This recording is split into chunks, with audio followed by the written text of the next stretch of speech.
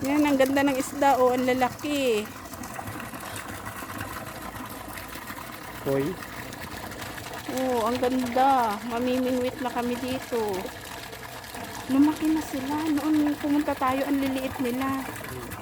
Yan oh. Kaya kakalat mo. Ang dami. Ano nga ba tawag sa isda na yan? Koi. Koi?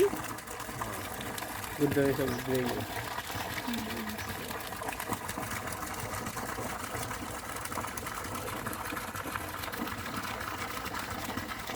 Mga lakihan. Sarap yan. Sarap daw yan. Nakakain daw yun eh. May pinakamalaki oh. Siguro yun ang nanay.